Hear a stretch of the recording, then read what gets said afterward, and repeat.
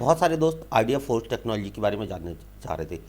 ऐसा इसलिए हो रहा है कि देखिए आइडिया फोर्स टेक्नोलॉजी का शेयर कॉन्टिन्यूसली डाउन ट्रेंड में चल रहा है, और ऐसा इसलिए हो रहा है कि बहुत सारे लोगों ने शेयर को होल्ड किया होगा। अब उन्हें लग रहा है कि शेयर में हमें बने रहना चाहिए या शेयर से हमें निकल जाना चाहिए। तो ये सारी चीज़ें डिस्कस करेंगे। जिन भाइयों को भी नहीं पता है कि आइडिया फोर्स कंपनी करती क्या है, तो हम लोग थोड़ा थोड़ा उसका भी ओवरव्यू ले लेते हैं कि आइडिया फोर्स का बेसिकली काम क्या है। देखिए, ये एक एविएशन कंपनी है। अगर हम लोग समझें तो आइडिया फोर्स यहाँ पे क्या है। आइडिया फोर्स भारतीय मानव रहित विमान प्रणाली है ना, बाजार में अग्रणी और प्रमुख बाजार नेता है। मीन ये लीडर कंपनी है।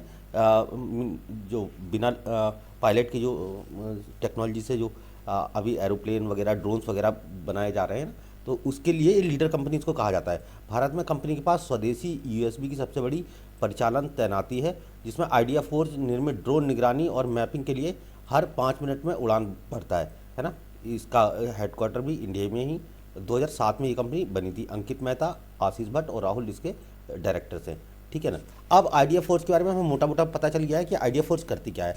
अब हमें देखना है कि फ्यूचर इसका कैसा हो सकता है, और फिर उसके बाद चार्ट की बात करेंगे। देखिए, नो डाउट कि ये कंपनी अच्छी कंपनी है, क्योंकि आने वाले समय में इस तरह की टेक्नोलॉजी को इंडिया में ज़रूरत है। तो वो टेक्नोलॉजी जो आने वाले समय की टेक्नोलॉजी है, ठीक है, शेयर गिर रहा है अलग की बात है, हो सकता है कंपनी में कोई इस तरह की फाइनेंशियल में दिक्कत हो, लेकिन बहुत सारी इस तरह की ड्रोन मैन्युफैक्चर कंपनी है जिसकी बात हम लोगों ने पहले भी वीडियोज़ में करी है। इस वीडियो में हम लोग इसलिए कर रहे हैं क्योंकि आइडिया फोर्स का शेयर गिरा है, इसलिए लोग ये बात पूछ रहे हैं। तो हम लोग थोड़ा सा टेक्निकली भी इसको अगर हम लोग देखना चाहेंगे कि आइडिया फोर्स में टेक्निकली क्या हो रहा है, तो हम लोग आइडिया फोर्स को यहाँ पे थोड़ा सा समझेंगे कि देखिए, आइडिया फोर्स में जो है इंपॉर्टेंट चीज़ वो ये है कि इसके जो रिटर्न है, ओवरव्यू हम लोग देख लेते हैं कि इसके रिटर्न है, निगेटिव रिटर्न चल रहा है। मीन यहाँ पे आइडिया फोर्स की कंपनी यहाँ पे है, ठीक है। यहाँ पे निगेटिव रिटर्न चल रहा है। मीन 1 डे का रिटर्न, वीकली रिटर्न है ना, मंथली रिटर्न, ये सारे निगेटिव रिटर्न है। 1 ईयर का ओवरऑल रिटर्न -45, मतलब कि एक साल में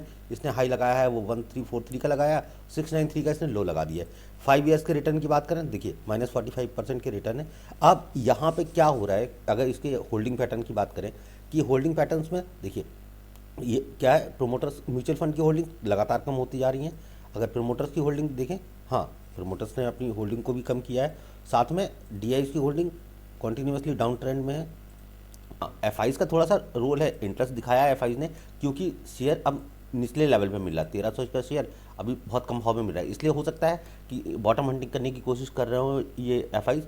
रिटेलर्स का भी जो इंटरेस्ट है, निश्चित तौर पे डाउन ट्रेंड की स्टॉक्स में रिटेलर भी अपने आप को बाहर ही निकालेगा। तो रिटेलर्स ने भी थोड़ा सा यहाँ पे अपनी होल्डिंग को बढ़ाया है।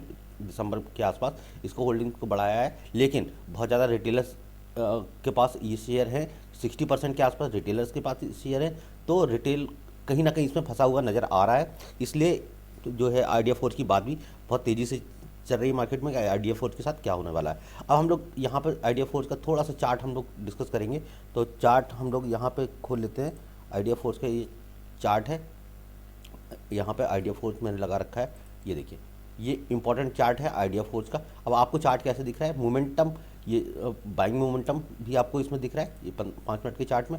अगर हम लोग इसके मंथली चार्ट की बात करें, तो मंथली चार्ट में देखिए एक बड़ा लेवल इसने ब्रेक कर दिया है। लेवल क्या था इसका, 673 का जो लेवल था, ये ब्रेक कर दिया है। और अभी ये शेयर और भी नीचे आएगा। मीन अब अगर कोई इसको एक्यूमुलेट करना चाहता है, बाय करना चाहता है, तो हमें एक थोड़ा सा बड़े टाइम फ्रेम पे, मीन कम से कम वीकली टाइम फ्रेम पे ये कोई ऐसा हमें डाउन ट्रेंड दिखे। क्योंकि देखिए अभी कॉन्टीन्यूसली यहाँ पे हमें एक अप ट्रेंड दिखाई दिया था 800 के आसपास, यहाँ पे एक अप ट्रेंड दिखाई दिया था, और शेयर दोबारा अपने लेवल को ब्रेक कर गया। तो इसको अभी तो हाल फिलहाल में इस शेयर से निकल जाना चाहिए। फिर अगर कहीं कहीं लोग सोच रहे थे कि अभी ये शेयर 1300 का था, फिर उन्होंने सोचा होगा कि अब 900 का हो गया, अब इसको बाय कर ले, शेयर फिर गिर गया। फिर उन्होंने सोचा होगा यहाँ पे कहीं अप ट्रेंड मोमेंटम दिखने लगा, तो फिर 787 के आसपास ही शेयर मिल रहा था, फिर इसको बाय कर ले। लेकिन नहीं, शेयर ने फिर से अपना डाउन ट्रेंड देना स्टार्ट कर दिया हुआ है। तो जिन लोगों के पास शेयर है, बेहतर यही है कि अभी उससे निकल जाएँ, है ना। फिर अगर कोई ऐसा मोमेंटम मिलता है, कुछ ऐसा ट्रेंड चेंज होता है, तो नीचे के स्तरों पे कंपनी में अगर कोई इस तरह का मोमेंटम होता है, एफआईज का कुछ मूवमेंट दिखाते हैं, डीआईज कुछ अपना इंटरेस्ट इस शेयर में शो करते हैं, तो हम लोग इस शेयर को अप ट्रेंड के सिग्नल के साथ बाय कर सकते हैं। बेहतर यही है कि इस शेयर से अभी हम लोग एग्जिट कर जाएँ, क्योंकि एग्जिट करें अभी कितने नीचे तक जाएगा, इसका बॉटम क्या बनेगा, हम लोग ये नहीं जान पाते।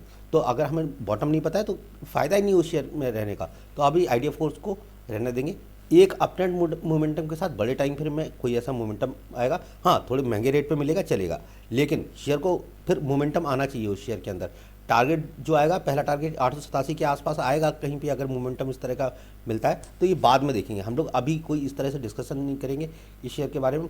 इस शेयर से बस अगर है आपके पास या किसी के पास भी, तो इसे अभी हाल फिलहाल के लिए एग्जिट करेंगे।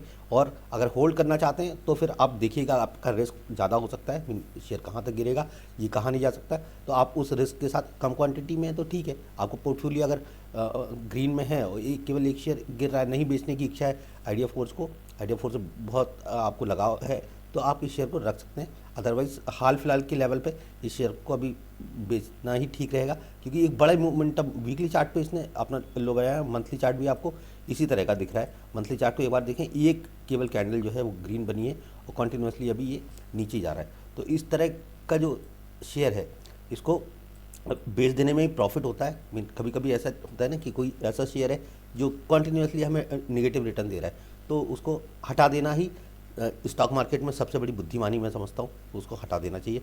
ये एनालिसिस आपको कैसी लगी? चैनल पे पहली बार आए हैं तो चैनल को सब्सक्राइब करना बिल्कुल मत भूलिएगा। वीडियो पसंद आता है तो लाइक कमेंट और शेयर करते रहिए। बहुत बहुत धन्यवाद।